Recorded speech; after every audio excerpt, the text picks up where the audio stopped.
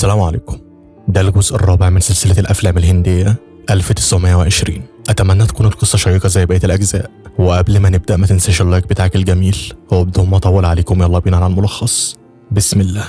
وبيبدأ فيلمنا عام 1920 ميلاديا بقرية ريفية هادية جدا، وفي حديقة القرية العشاق قاعدين على ضوء القمر، وميجنا بتقول لأرجون: ها، عرفنا هتطلب ايدي ازاي من والدي؟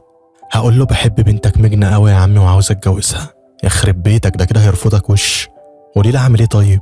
هقول لك، انا عيد ميلادي كمان ساعتين، لو جيت اتقدمت لي في الوقت ده هقول لبابا امنيتي ان ارجون يكون زوجي، وانا واثقه انه مش هيرفض لي امنيه عيد ميلادي، وحتى لو رفض انت ليا انا وبس.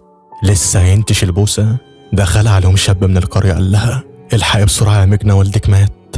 جريوا كلهم على البيت، لقوا العم دراج منتحر وشانق نفسه على باب البيت، ويوم عيد الميلاد اتحول ليوم مشؤوم في القرية كلها.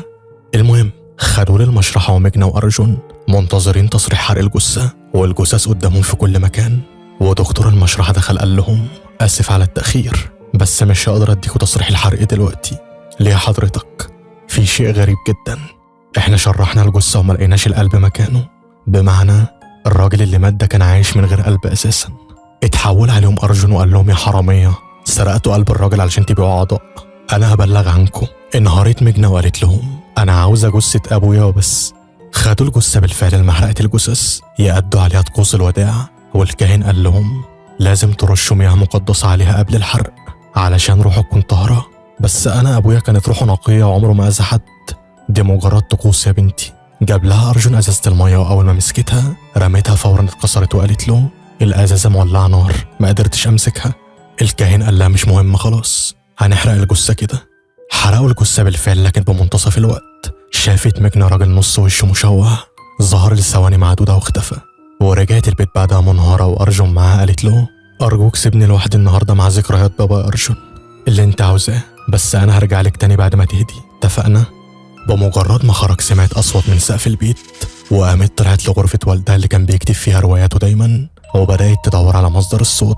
وفجأة لقيت درج المكتب اتفتح لوحده، ومدت ايدها طلعت مذكرات والدها، فتحتها قرأتها، وكاتب في أول صفحتها: لو المذكرة دي وصلت لإيديك يا ميجنا يبقى أنا ميت، وحان الوقت لمعرفة الحقيقة. أمك راديكا ما ماتتش يا ميجنا، عايشة، وهي اللي قتلتني بالبطيء، وهقولك قتلتني ازاي. الناس عمرها ما حبت القصص والروايات اللي أنا بكتبها يا بنتي، وما اتبعتش قصة واحدة حتى من رواياتي، ولقبوني بالكاتب الفاشل. وكان من الصعب على أمك تعيش مع واحد فاشل، دايما كانت بتعايرني وتقولي: يا ريتني اتجوزت واحد غني يعرف يعيشني العيشة اللي أنا محتاجاها. صعبت عليا نفسي جدا من كلامها الجارح، ومرت الأيام وأمك للأسف استغلت جمالها ونامت مع الضباط البريطانيين من أجل الفلوس. تخيلي بقى كمية الوجع اللي حسيت بيها لما عرفت، مش هقدر أوصفها لك يا بنتي. وفوق كل ده ما اهتمتش بيكي انت كطفلة اللحظة، وحضنتك حتى حضن واحد تحسسك بمعنى الأمومة. كانت سايباكي دايما من غير أكل وشرب، لحد ما جبروتها وصلها إنها حطت لي سم في أكلي علشان أموت، وتبعتك هي بعدها لدار الأيتام وتشوف حياتها. بس أنا قاومت وصرخت لحد ما أهل القرية جم وخدوني المستشفى، أنقذوني من الموت. وفي الوقت ده كانت هي هربت، وأنا بسبب السم اللي اديتهولي بقيت يوميا أدخل بنوبات صرعة لحد يومنا هذا. وفي يوم وأنا بقرأ الأخبار شفت صورتها مع زوجها الجديد الغني. أمك سابتنا لأجل الفلوس وشهواتها، هي كسبت وأنا فشلت يا بنتي، وكان لازم أنهي على حياتي. انت دلوقتي عندك 21 سنة، وتقدري تكوني مسؤولة عن نفسك وقراراتك. سلام ابنتي الحبيبة. بعد ما خلصت جريت على المحرقة زي المجنونة، مسكت رماد جثة والدها وقالت بصوت عالي: أنا عارفة إنك سامعني يا ولدي، القصة ما انتهتش لحد هنا، انت سامعني، لازم ترجع لي، ما كانش لازم تموت علشان واحدة خانتك لأجل الفلوس. دخلت ميجنا في نوبة صرع وأغمى عليها اللحظات، وبعدها بشوية شرز من أضواء النار غطى المكان، وفاقت لقيت والدها في وشها وقالت له: انت خنتني، ليه قتلت نفسك وسبتني اعاني في الدنيا دي لوحدي؟ الست اللي عملت فينا كده ما تستاهلش انك تموت نفسك علشانها. ميجنا، عينيكي عاوزة تنتقم من امك. ايوه عاوزة انتقم، بس الناس اللي عايشة معاهم يا بنتي امك مش هنقدر عليهم، دول ناس اغنياء جدا وليهم سلطة في البلد. لا هنقدر، انت كنت ضعيف في الماضي لكن دلوقتي بروحك تقدر تساعدني. طيب اسمعيني كويس، علشان نقدر ننتقم انت لازم تروحي تعيشي في بيت امك، وبمجرد ما تكوني هناك قوتنا المشتركة هتدمرها هي وعيلتها. حاضر، انا هعمل كده. وأنا في انتظارك. فاقت مجنة من حلمها وافتكرت عنوان أمها اللي لقيته على المذكرة، ونفذت كلام والدها وخدت أقرب قطر متجه للمدينة. وأرجن رجع بيتها زي ما وعدها، ملقاش ليها أي أثر وشاف صور أمها في كل مكان. المهم وصلت للقصر بالفعل وطلبت مقابلة راديكا، وخادم البيت شيفا قال لها ثواني هروح أعرفها. دخل قال لشانتو زوج راديكا في بنت اسمها مجنة واقفة بره. انت قلت لي اسمها مجنة؟ ايوه. اتفاجئ شانتو وخد راديكا من ايدها قال لها مجنة واقفة بره. مجنة مين؟ بنتك، هي في انتظارك، يلا تعالي. لا انا مش مستعد اقابلها، سيبني اروح لبنتنا اديتي، النهارده عيد ميلادها. غلط يا حبيبتي، لازم تقابلي بنتك وتواجهيها بالحقيقة. ليه بتتهربي منها؟ قابلها انت، صدقني مش هقدر. دخل شانتو عرفها بنفسه وقالت له عارفاك انت زوج امي. طب كويس، راديكا حاليا مشغولة بعيد ميلاد بنتنا اديتي وهتقابلك بعد ما تخلص. مش هتفرق، هي كده كده سابتني سنين. طيب اقدر اساعدك ازاي؟ بابا انتحر من يومين ومن بعده ما بقاش ليه حد، ففكرت انك تيجي لبيت امك. صح، انت من دلوقتي فرد من عيلتنا مجنة، والبيت من اوله لاخره بتاعك، ولو عوزتي اي حاجة ما تتردديش وعرفيني فورا. دخلت للغرفة طلعت صورة والدها وقالت له انا دلوقتي في البيت زي ما طلبت، والعيلة دي لازم تتدمر. سمعت بعدها صوت امها بتقول لأديتي بنتها اميرتنا الجميلة بقى عندها 16 سنة، اتمني اي امنية يا حبيبتي وهتتنفذ فورا. زعلت مجنة وحست بالنقص لان امها عارفة انها موجودة ومش عاوزة تقابلها. وبعد ما الكل نام والاضواء انطفت، صورة دراج اتحركت من مكانها ودخلت مجنة في نفس نوبة الصرع، وقابلت والدها في العالم الاخر. قال لها علشان اقدر ادخل البيت لازم تطفي شموع معبد الصلاة اللي في القصر من غير ما حد ياخد باله، مفهوم؟ فاقت مجنة وقامت اتجهت للمعبد، طفت الشموع زي ما قال لها، وظهر نفس الشخص المشوه قدام البيت. قرأ تعويذة حضر بيها روح دخلها القصر، وبنفس اللحظة سمعت راديكا باب الغرفة بيخبط وبيتفتح لوحده. فضلت تنادي من هنا وخرجت تدور في الطرقة، والشموع داخل الغرفة ولعت لوحدها مع ظهور طيف شبح. اترعبت وما بقتش فاهمة ولقيت شموع تانية ولعت جنب زوجها، وإيد مشوهة سحبتها مع ظهور دراج زوجها القديم. وفاقت من الكابوس مرعوبة بتقول دراج هنا مجنة اللي جابته. هداها جوزها وتاني يوم لقوا شمعة إضاءة المعبد مطفية، وكل ما الخادم شيفا يولعها تنطفي تاني. قال لهم الشمعة دي عمرها ما انطفت، أظن العيب في ضيفنا الجديد. تقصد إيه؟ أنا شفت بنت السيدة راديكا اتجهت للمعبد في الليل، طفت الشمعة وخرجت زي الحرامية. ما ينفعش تقول كده، البنت المسكينة لو سمعتك تزعل. سمعتهم مجنة بالفعل وكلمت باباها، قالت له الناس اللي هنا سطحيين جدا يا بابا وبيتظاهروا بالطيبة زي ما قلت لي. تخيل ان امي مش عاوزة تقابلني لحد الان، انا عاوزة انهي على حياتهم بسرعة. سمعت صوت ابوها بيقول لها انتظري مني بقية الرد في الليل يا مجنة، هقولك تعملي ايه بالظبط. المهم كلهم بره منتظرين العشاء، واديتي سألت انا سمعت ان في ضيفة عندنا في البيت يا بابا، هي مين؟ انسي الامر هتعرفي بعدين. خبطت مجنة من غير قصد امها وقعت الاكل، وراديكا قالت يوه ده ايه اليوم النحس ده. واول ما شافت مجنة زعلت وقالت لها والله ما كنتش اقصد. جريت مجنة انفردت بنفسها زعلانة جدا وبتقول انا نحس يا امي، شكرا ليكي.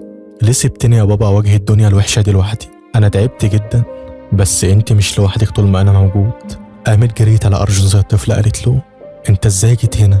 كنت فاكراني هسيبك لوحدك؟ انا فعلا محتاجاك، بس ارجوك ارجع للقرية دلوقتي، انا رجلي على رجلك ومش هرجع من غيرك. المهم قضوا ليلة سودة على دماغهم في فندق، وفي نص الليل قامت قالت يا لهوي بابا. يا خاينة، هتنتقم ازاي وانت بتجري ورا شهواتك؟ هو ده اللي اتفقنا عليه؟ انت فاهم غلط يا بابا، انا ما نسيتش انتقامي. لا نسيتي، وطول ما بتحبي الواد ده هتنسيه، انت لازم تتخلصي من حبك، فاهمة؟ فاقت وارجن جنبها قال لها وانت بتكلمي نفسك، ومين اللي عاوزة تنتقمي منه؟ مش لازم تعرف، انت مش الانسانة اللي حبيتها، جاوبيني قبل ما تودي نفسك بنصيبة. انا جيت هنا علشان انتقم من امي وعيلتها التانية اللي ابويا مات بسببهم. مجنة اللي اعرفها عمرها ما فكرت تأذي حد، اللي تعرفها خلاص ماتت من يوم موت والدها. تمام، روحي اطعني امك ولطخي ايدك بدمها وعيشي بقيت عمرك بالسجن، مش هاممني السجن، ان شاء الله يشنقوني بس لازم انتقم، وانا مش هسيبك تنفذي اللي في دماغك. قدامك 24 ساعة بس يا مجنة تجهزي فيهم نفسك وترجعي معايا القرية، ولو هتفضلي مصرة على اللي في دماغك هضطر اروح لامك وزوجها واعرفهم على اللي عاوزة تعملي فيهم. انا هعمل اي حاجة علشان انقذك من نفسك وشيطانك حتى لو كان على موتي. اتردد كلامه في مكان مهجور قرب الغابة، والساحر المشوه قال الراجل ده ما كانش لازم يجي هنا، لازم ننهي عليه. نرجع للفندق بعد كام ساعة عدوا وأرجون بيستعد للنوم.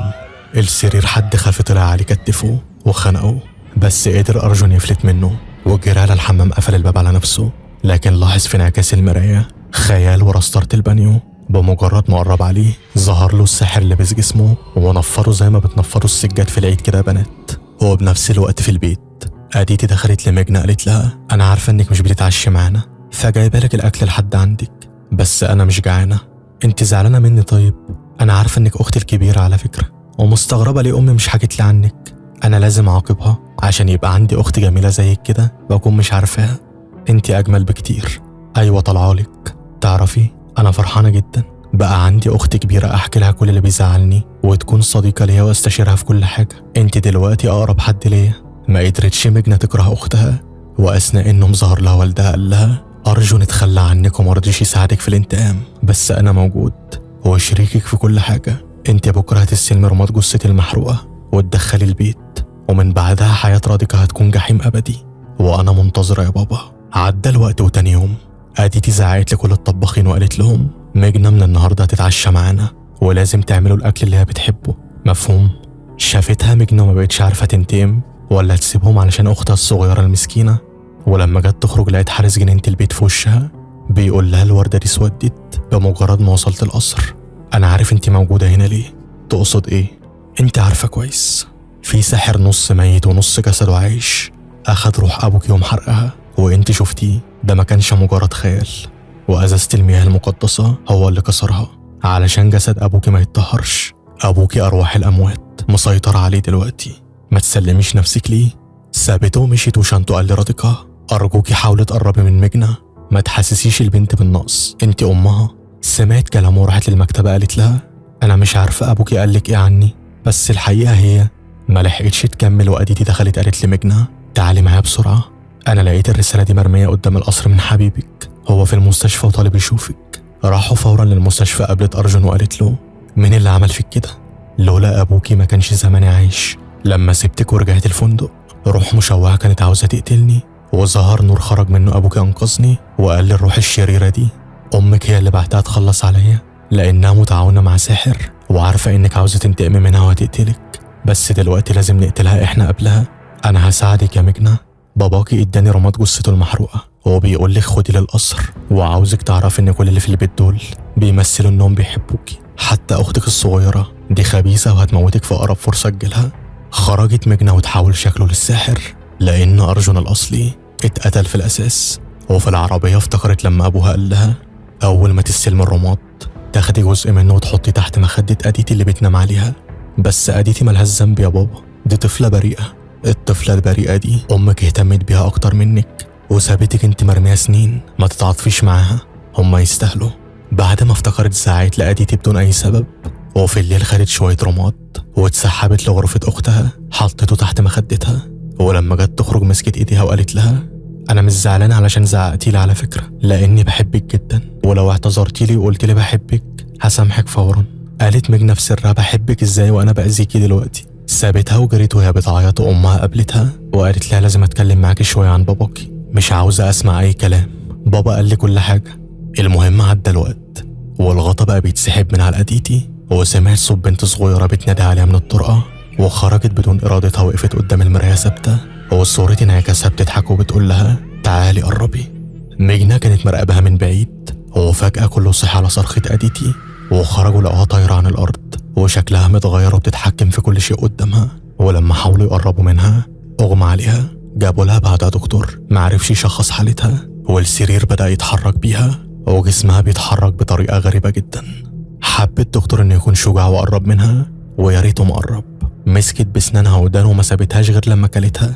وبص الخادم شيفا المجنة وقال لهم البنت دي هي السبب في اللي بيحصل، من ساعة ما طفت شمعة المعبد والبيت اتخرب لازم تطردوها من هنا. راديكا قالت له بنتي مش هتخرج من هنا، سيب ايدها. حاولت راديكا تقرب من مجنة في الوقت ده، بس مجنة ما قبلتش وقالت لها انت السبب في كل اللي بيحصل. دخلت غرفتها ولقيت رسالة مكتوب فيها مجنة انا أرجون ومنتظرك خلف القصر. راحت له بسرعة وقال لها انت حققت انتقامك ولازم دلوقتي نرجع للقرية قبل ما تتكشفي. سمعتكم يا شياطين. اتهجم عليه أرجون ومسك حجرة ضربه بيها على دماغه لحد ما قطع النفس، وقال لمجنة مش وقت انهيار دلوقتي، ساعديني نتخلص من الجثة.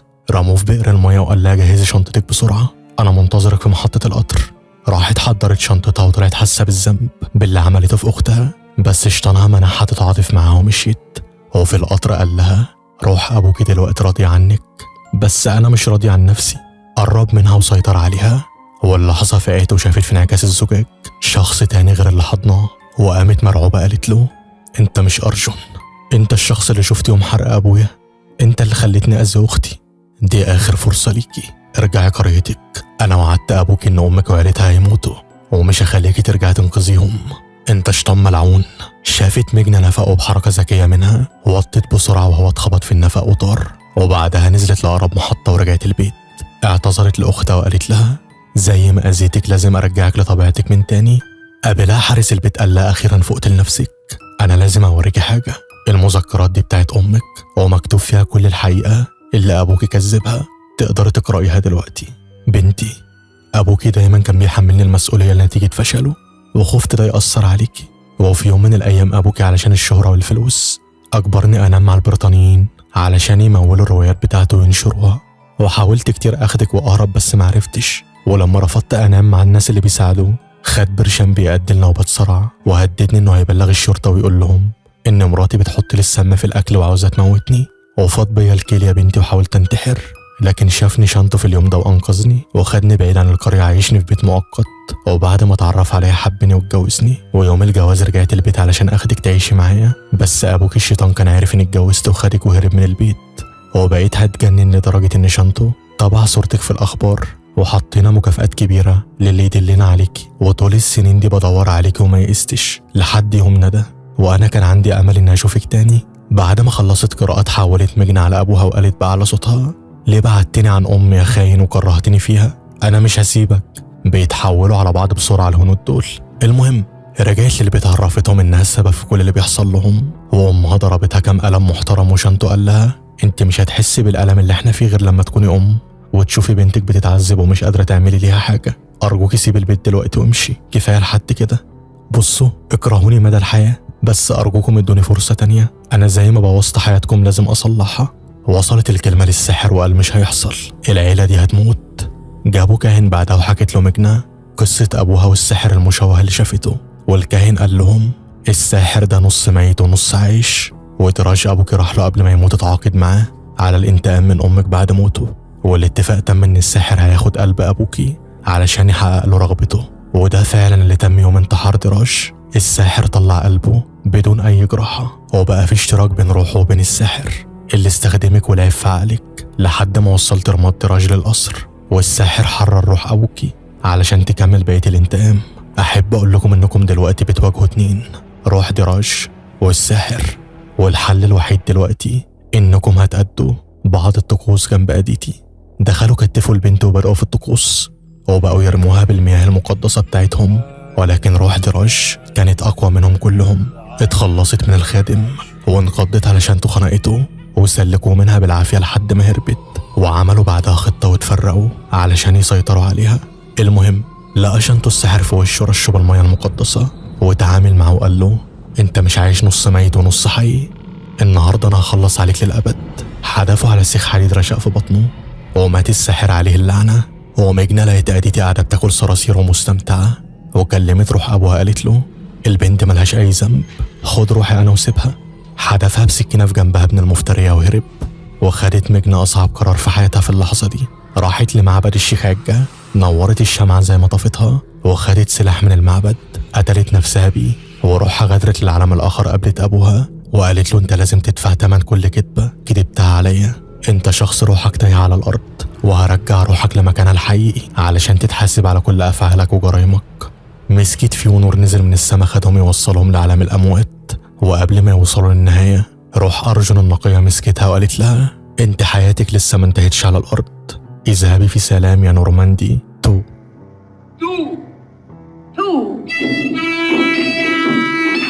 بس أنا عاوز أعيش معاك يا ست غوري بقى جاتك البلا. فقيت بعد الكام سكينة اللي خدتهم لقيت أهلها في وشها بيشكروها على التضحية اللي عملتها، وقالت لهم ما تشكرونيش، ده كان واجب عليا.